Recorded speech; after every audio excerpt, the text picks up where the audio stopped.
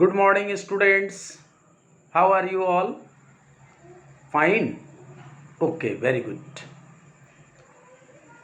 Dear students, now is the session of economics. As usually, it happens every day at this time.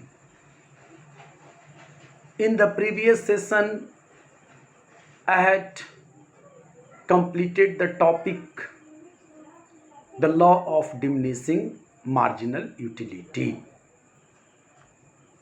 Also, we have explained about the assumptions on which this law is based, and also we have seen the relationship between marginal utility and total utility. Already we came to know that a consumer obtains full satisfaction when marginal utility of the given commodity is zero and total utility is maximum. Whenever marginal utility is zero and total utility is maximum, then it is called the point of satiation or the point of full satisfaction to the consumer. And it is a normal behavior of any rational consumer that he or she will always like to obtain full satisfaction from consumption of a given commodity.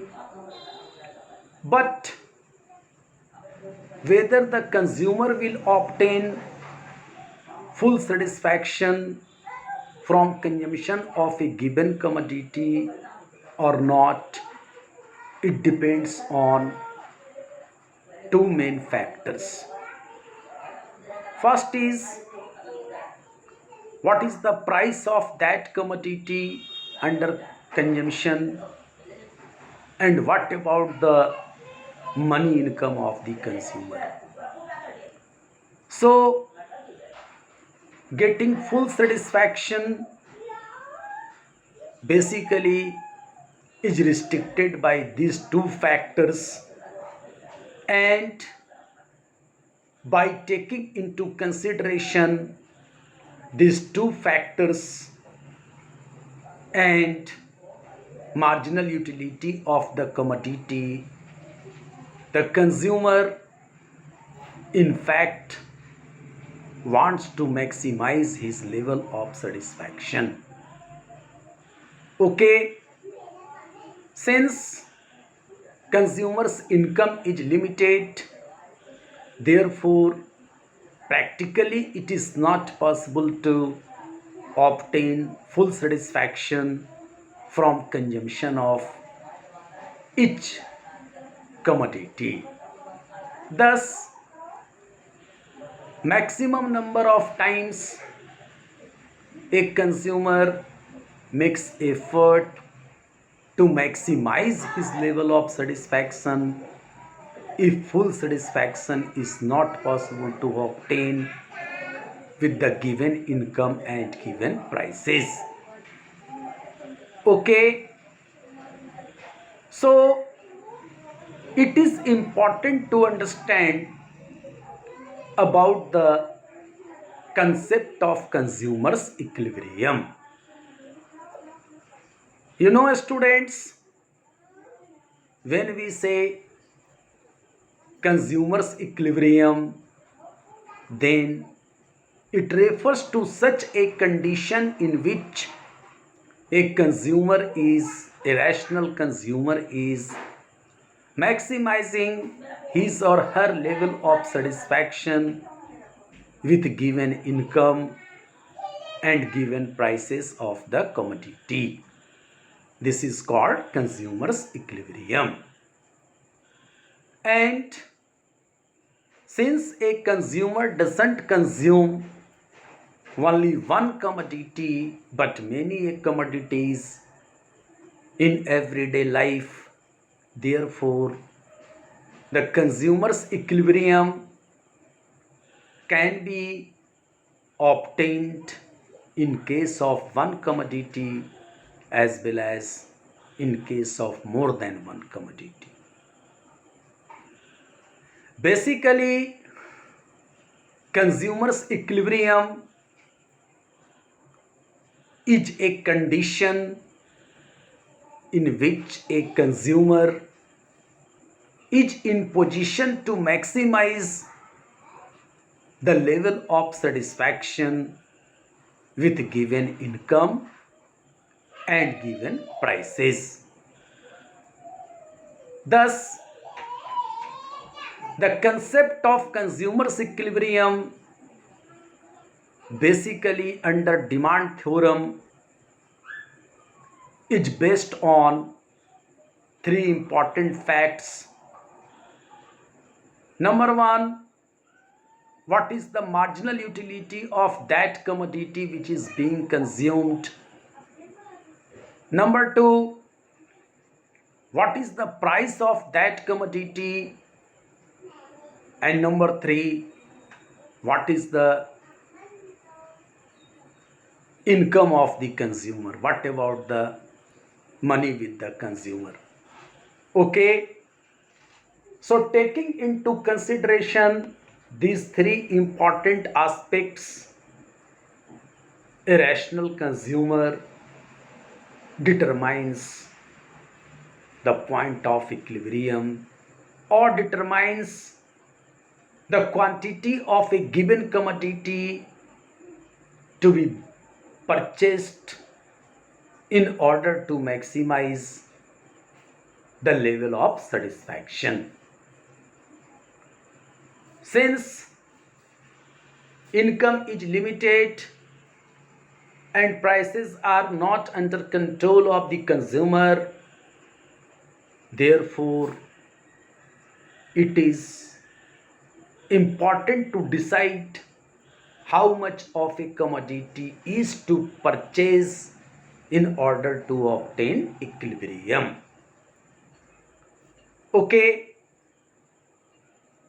now students, there are two approaches of consumer's equilibrium which are called cardinal or utility approach of consumer's equilibrium and ordinal or indifference curve approach of consumer's equilibrium. So long as cardinal or utility approach of consumer's equilibrium is concerned, it is based on the assumption of cardinal measurability of utility, and this approach of consumer's equilibrium can be explained in case of one commodity as well as in case of more than one commodity. Okay, the cardinal approach or utility approach of consumer's equilibrium has been propounded by Marshall, whereas ordinal or indifference curve approach of consumer's equilibrium has been propounded by Hicks and Allen. In today's session, it is better for us to discuss about the cardinal or utility approach of consumer's equilibrium. Students, according to this approach, a consumer obtains equilibrium by equalizing the marginal utility of a commodity to the marginal utility of money spent on it. Since marginal utility of money is expressed in terms of price to be paid for it. Thus, we can say that a consumer obtains equilibrium when marginal utility of the commodity is equal to marginal utility of money multiplied with its price. Or you can say through utility approach, consumer's equilibrium is equal to MUX is equal to PX into MUM. More elaborately, you can say consumer's equilibrium is equal to MUX by PX is equal to MUM. And in this equilibrium, in this equation, you will find that MUX is the marginal utility of the commodity, PX is price of the commodity, and MUM is marginal utility of money. Thus, in short, you can say consumer's equilibrium is equal to MUX by PX is equal to MUM. Okay, if you observe this law of equimarginal utility, it is also known by it, you will find that through data, if you observe, you will find that the data related to MUX by PX are always falling. Why? Because MUX is falling.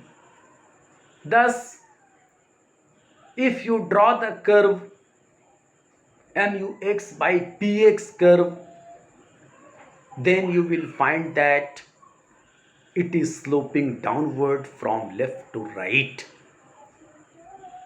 And if you draw MUM curve, that means marginal utility of money curve, you will find that it is a straight line parallel to x-axis. So, by coinciding these two curves, the straight line MUM curve and the downward sloping MUX by PX curve, you will find that the intersecting point of these two curves will be called as consumer's equilibrium, where the consumer is obtaining maximum satisfaction with his given income and given price. Okay, in case of one commodity, this state of consumer's equilibrium is achieved through this way.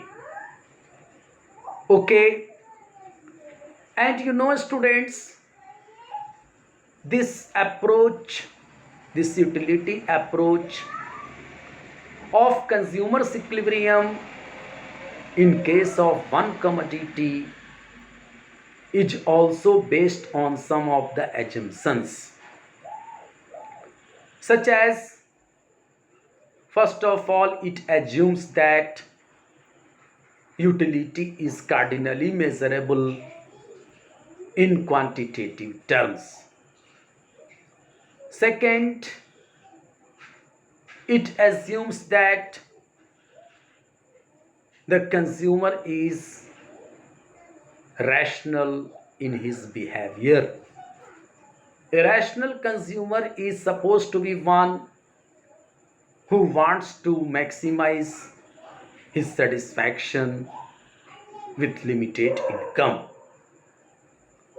The third assumption of this approach is that it assumes marginal utility of money to be constant because it acts as a measuring rod, as a measuring scale.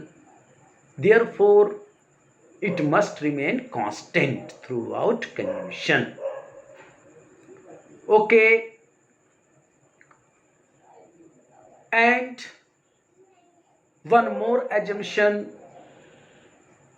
you can extract, that is, the consumer is spending his entire income.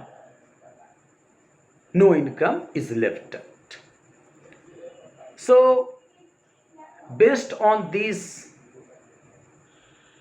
vital assumptions, the condition of consumer's equilibrium in case of one commodity through utility approach can be better understood.